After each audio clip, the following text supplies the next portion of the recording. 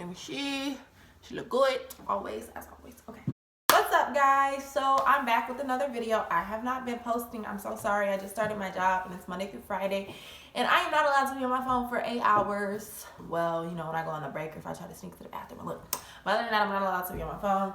So it's like really hard trying to upload and try, because I do have a couple of videos that I do want to upload, and it's just been really hard. I actually should have took the time when I had 3 days off this weekend to upload, but I'm sorry, I'm very inconsistent. I wanted to catch up on my sleep. Forgive me. But I am here to tell you the story on how I got emancipated and moved out when I was 17. And if you don't know what emancipation is, it's the legal process of just like the legal process of freeing someone from like social, political, or just whatever. Like, if you know about slavery, you know the Emancipation Proclamation, and that is basically just like me. I was becoming an adult before the age of 18, so like I was able to do anything that an 18-year-old would do. It is very limited to what you can do though. Like, you can't buy alcohol or tobacco products or cigarettes and shit like that. But I was like able to move out and get my own place and get my own name on the lease. You also can use it if you want to enroll yourself in certain schools and just stuff like that. If you go online, you can find more and more information about it. Like, it actually took me about 2 years of research to know if I actually really wanted to go about the process. I wanted to get emancipated when I was like 15, but the legal age of emancipation in Michigan is 16, and I didn't actually start the process until I was 17. Let me start from the beginning as to why I wanted to get emancipated. I lived with my mom and my sister, my brother, and my other 2 younger brothers, my niece and my son. We all live with my mom. And so honestly, just living with my mom and all of them people, it was just very stressful on me. Like, my brother and sister, they used to just have a lot of people running through in and out of the house, a lot of friends, just a lot of commotion going on, a lot of people that I didn't want to be around, and I definitely didn't want my son to be around. And it was just hard living with them, just kind of trying to be at peace or whatever, just having to worry about my stuff. Like, say I left like $5 in my room, my door closed, in my dresser or something, I would come back and it would be gone, or my clothes would come up missing, or just little bitty stuff would come up missing. I need to stop saying but like little stuff would come up missing, like, and it was just like, why? Like, I didn't like that. Like, food out of the refrigerator would come up missing and stuff like that, like food that I bought with my own money. It was very stressful. Me and my mom and my sister, we always used to fight. Even my brother, we used to fight all the time. We used to just argue, get into arguments, get into full-blown fist fights, all that. It was just like kind of a negative environment. And my mom, she wasn't really there that much. She always used to go play bingo, and we would have to watch my little brothers and stuff, which I don't have a problem with. I love my little brothers, but like, as far as every day, that's just a no-go. And then if I wanted her to watch my son, it was a problem. Like, I'm watching your kids on a daily for free, and you can't watch my son one time? Like, no sir. So like, I even had to enroll into online high school because my mom didn't want to watch my son while I went to school. Like, make it make sense, sis. The fuck. Anyways, so that was kind of, this is where we lived in our first house. It was like we were there for almost 6 years, and a lot of that was going on. It was just a lot of commotion going on. Like, the police got called over like 30 times. We always used to get into fights. A lot of people knew where we lived. Like, it was even to the point where someone shot at our house. Like, I guess they had beef with my brother or something, and they shot at our house. Mind you, me, my mom, and my brother's girlfriend were sitting in the dining room. And so, like, had they had shot through the living room window, it would have been like, the living room window is like a big ass bay window, and our dining room is like a big open. Also, if they shot through there, one of us could have got shot. But they shot at the front door, and even if somebody was like walking back by the front door, they would have got shot, type shit. So we were sitting at the dining room table, and we hear like a big, you know, if you've heard a gunshot, like, I don't know how to explain it. It sounds like one of those heavy ass textbooks that you get in elementary school. It sounded like one of those dropping. So I'm like, you know, what the fuck? Like, what was that type shit? Like, wasn't until like days later that we realized there was a gunshot, because you could see the hole from the outside and where it hit by our basement door on the inside. So I'm like, okay, you know, me and my son, we got to get out of this environment ASAP, basically. So that's when I started looking more into the emancipation process. I started reading up on it. A lot of people are kind of like, oh, well, you're not going to get emancipated. You know, not that many people in this world get to emancipated. Like, it's a hard process. So if you're going to go up for it, you have to make sure you're working, got money, got everything you need, basically. And it wasn't until probably a year later we had moved from out of that neighborhood. And mind you, it wasn't even a bad neighborhood. It was just, ooh, they towing a bus. It wasn't even a bad neighborhood. It was kind of like we made it bad. Like, we was like the most ghetto people over there, and all the commotion caused was from us. But it wasn't until a year later we had moved houses. My brother had moved out, and so it's my sister, and she still kind of had a lot of people coming in throughout the house, and I still wasn't fucking with that. And basically, oh my God, my eyes irritated. The reason why I actually took on the emancipation process, I started going through more and more and more, like, okay, yeah, if I want to do this, and working up the courage to actually go to the courthouse and do it, was, oh my God, y'all, my eye.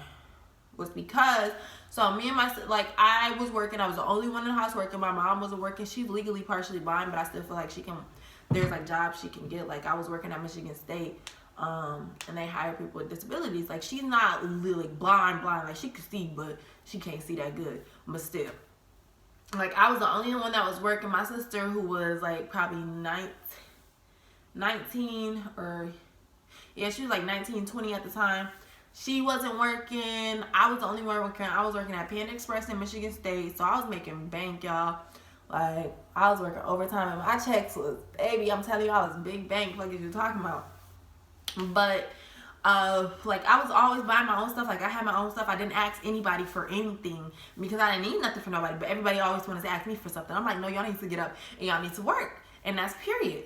But nobody was listening to me, so I had bought some groceries with my own money, with my own cash, put my stuff in the refrigerator. And if y'all know, shrimp is expensive, and so I bought some groceries. My sister took my groceries to someone else's house. Like, she took my shrimp and some chicken or something to somebody else's house. Like, why would you take my food? I bought that food. Like, why would you feel as if it was okay for you to take my food out the refrigerator, take to somebody else's house to cook and feed them? Okay, but that wasn't even the icing on the cake. What had happened was, like, probably a couple days later, she had ate my ice cream. Y'all, I love food, so it's like, honey, do not touch my food. So I'm gonna ask everybody in the house who ate my ice cream, They're like, oh, I think Kiki ate your ice cream.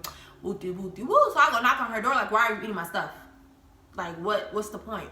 Why are you eating my stuff? If you could, maybe if you would have asked, it wouldn't be such a problem. But you're just eating my stuff, and, like, you know how ice cream gets when you leave it sitting out and melts, and then if you put it back in the refrigerator, it's like kind of like flat, and that's nasty. So that's how my ice cream was, and I know this because I didn't eat any of my damn ice cream at all. It wasn't open, so she, like, ate it and then ate half of the bucket. Like, where do you feel like this is okay?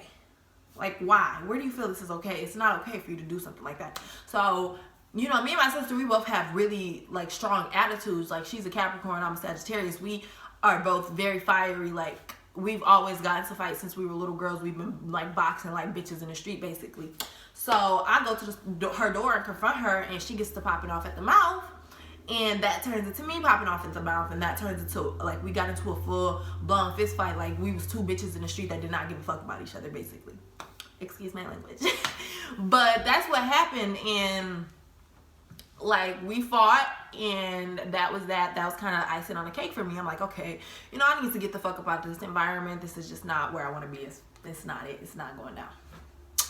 So that's basically, and after that I needed help watching my son. Like, I had just started at Panda Express, and I was like they were paying a lot. This was in like 2017 or 2018, and they were paying like $12 an hour.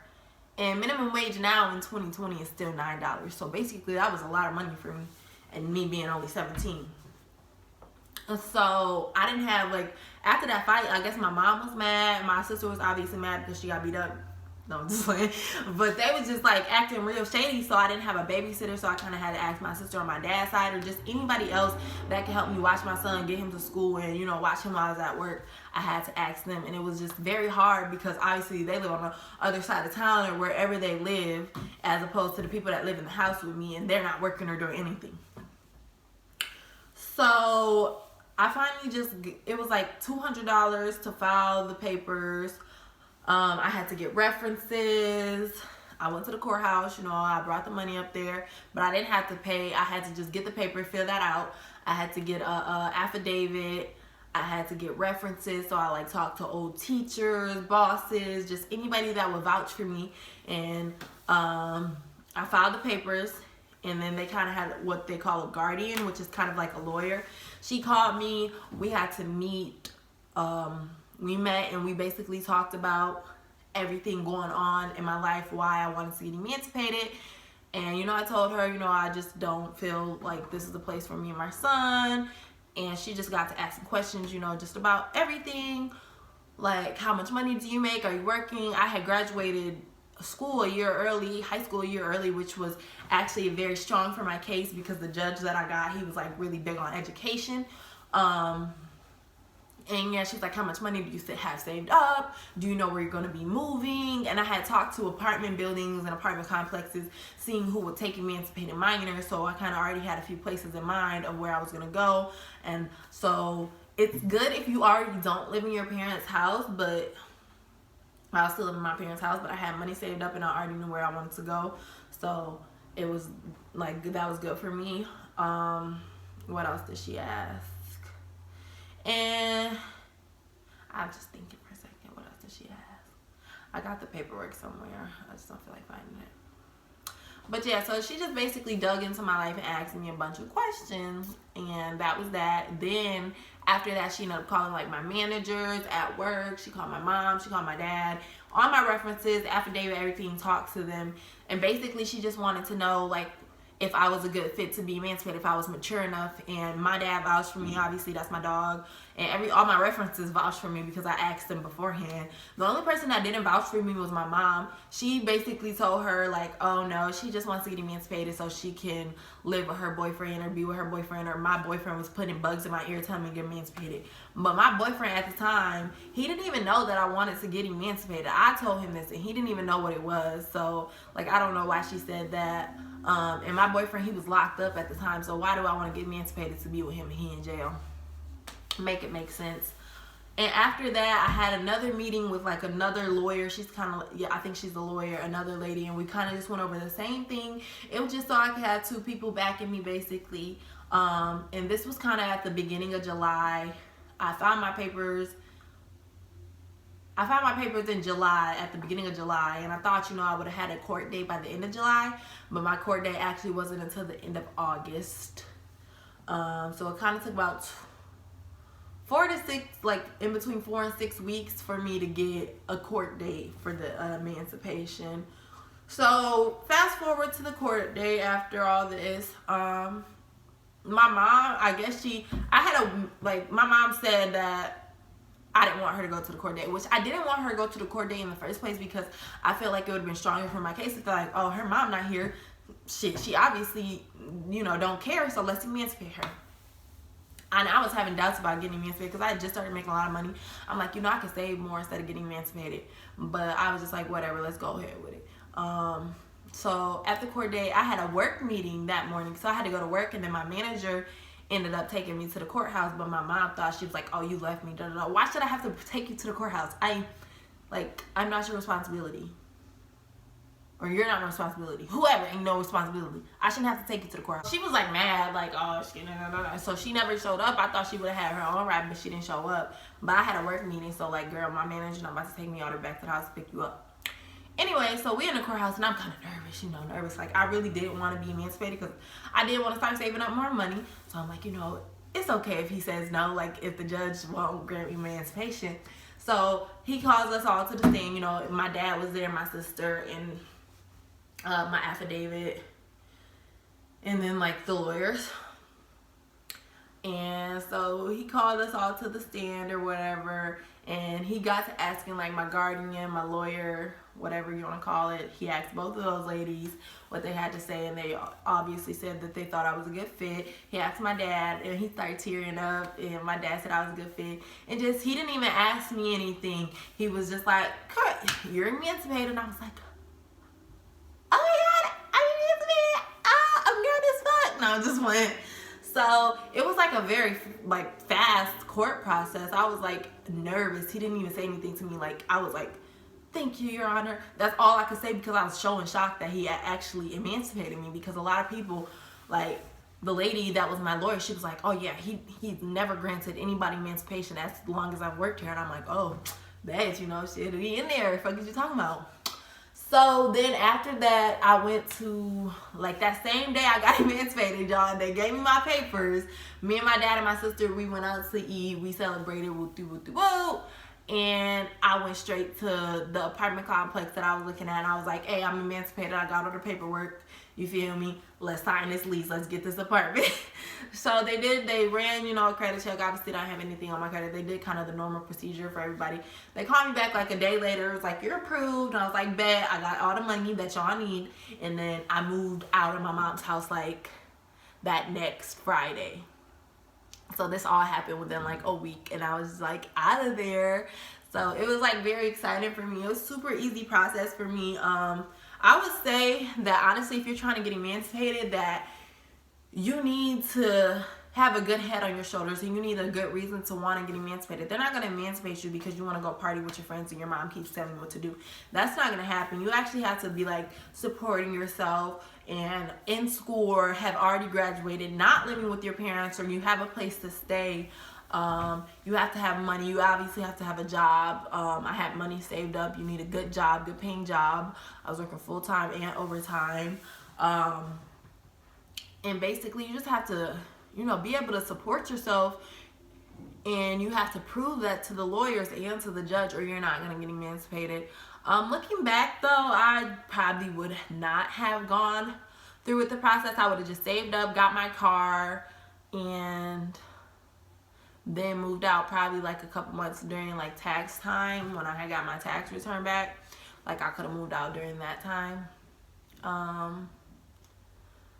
But because I was only like 4 months until I was 18 anyway, so it's kind of really just like a waste of $200 doing all that and going through that process. But I'm not tripping. It's been like 2 years. I haven't been back to my mom's house. And it's kind of been a good experience. Why do I keep saying but it's definitely been a good experience. I would recommend it if you really need to get out of the situation that you're in. I definitely recommend you going through with an emancipation process, because it could help you in a lot of ways that you don't even know. So that is my story on how I got emancipated and moved out at 17. Definitely recommend it if you actually need it. But if you truly don't need to be emancipated, stay your ass at home, because I could have saved so much more money staying at home. I could have saved a lot more money. I probably could have still been living with my mom for like another six months to a year and saved a lot of more money. But hey, I wanted to be grown. I got up out of there. But it was definitely a learning curve for me. But thank you guys for watching, and if you want more videos like this or story times, just comment down below, and don't forget to like and subscribe.